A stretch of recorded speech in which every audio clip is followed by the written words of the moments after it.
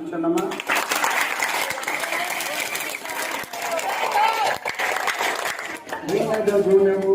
చెప్పిన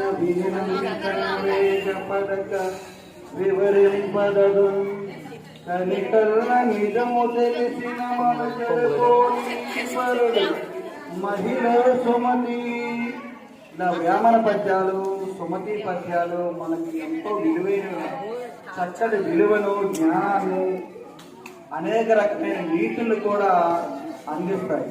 అలాంటి పద్యాన్ని నిరంతరము రోజుకొక పద్యాన్ని మిమ్మల్ని